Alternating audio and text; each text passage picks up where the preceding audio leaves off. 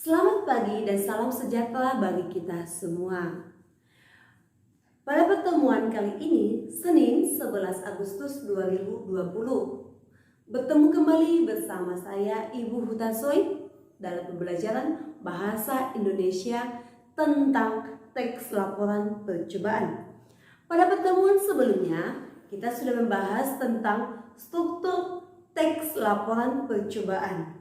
Dan kali ini kita akan fokus pada kaidah kebahasaan teks laporan percobaan.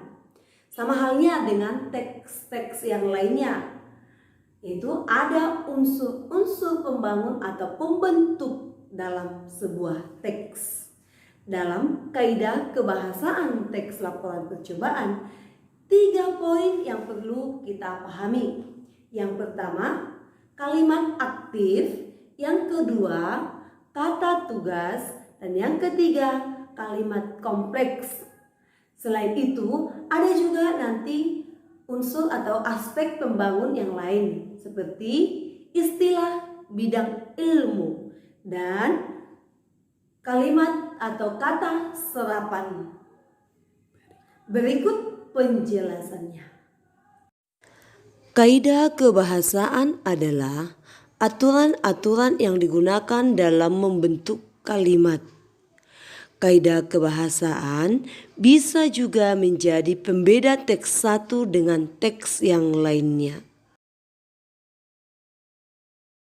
Kalimat aktif adalah kalimat yang unsur subjeknya berperan sebagai pelaku atau yang melakukan tindakan. Contoh, Lani mencuci piring. Lani sebagai subjek, mencuci sebagai predikat, piring sebagai objek. Kalimat tersebut merupakan kalimat aktif di mana subjek melakukan tindakan. Tindakan apa yang dilakukan? Yaitu mencuci piring. Contoh berikutnya, Cecilia mengerjakan tugasnya. Cecilia sebagai subjek mengerjakan sebagai predikat, tugasnya sebagai objek. Kalimat ini juga merupakan contoh kalimat aktif di mana subjek melakukan tindakan. Tindakan apa yang dikerjakan? Yaitu mengerjakan tugasnya. B. Kalimat kompleks atau kalimat majemuk. Kalimat majemuk adalah kalimat yang memiliki lebih dari satu pola kalimat.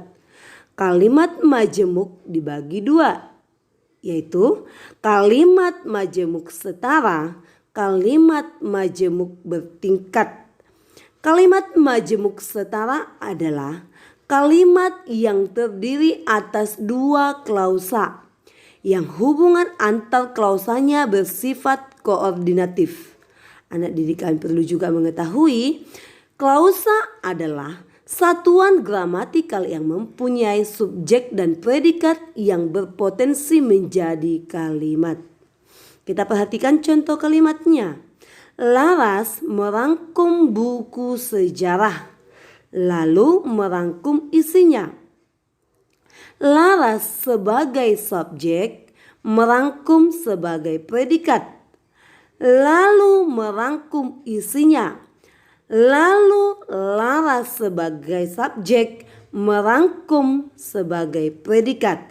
Jika kita jabarkan kalimat ini, Laras merangkum sebagai klausa 1, lalu Laras merangkum isinya klausa kedua.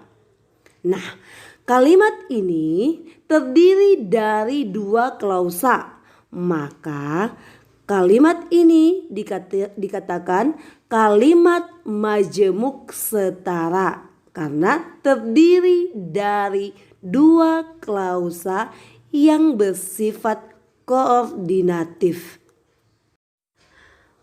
Nah, kalimat majemuk bertingkat adalah kalimat majemuk yang terdiri dari dua klausa atau lebih, yang hubungan antar klausanya bersifat subordinatif. Kalimat majemuk bertingkat terdiri dari induk kalimat dan anak kalimat. Contoh, Susan rela bekerja lembur supaya dia bisa mendapat uang tambahan.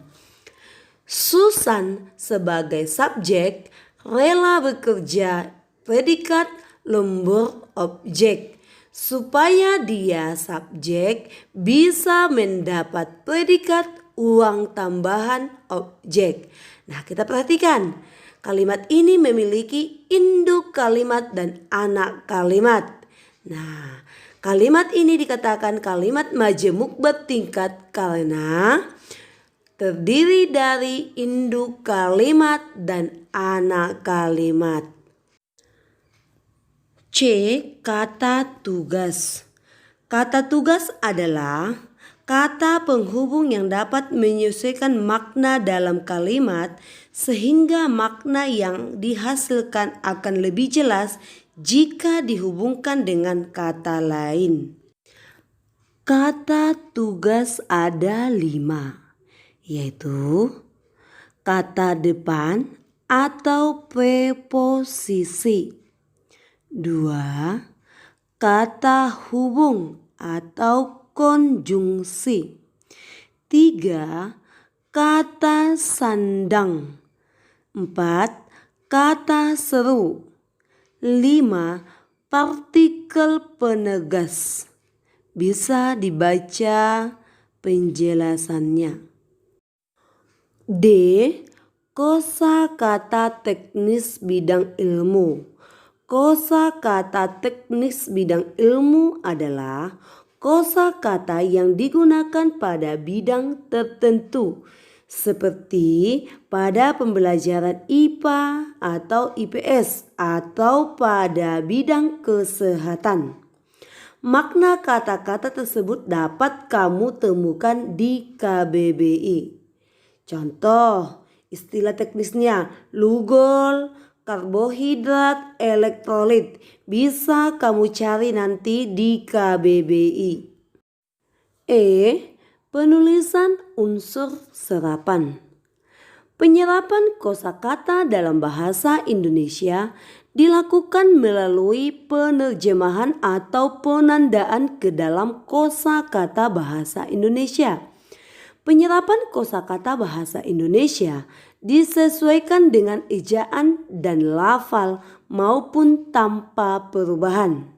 Maksudnya, kalau kamu menemukan kosakata asing dalam buku bahasa Indonesia atau teks yang kamu baca dalam buku bahasa Indonesia, itu merupakan unsur serapan, di mana kata tersebut dimasukkan atau disesuaikan dengan ejaan dan lafal, bahkan digunakan tanpa perubahan dalam teks bahasa Indonesia.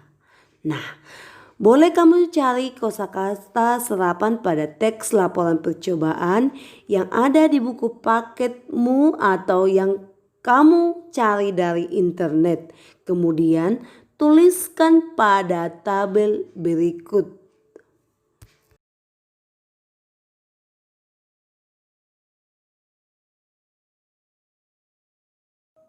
Oke anak-anak ibu, mudah-mudahan lewat video pembelajaran kita kali ini anak-anak ibu mengerti struktur teks laporan percobaan dan kaidah kebahasaan teks laporan percobaan.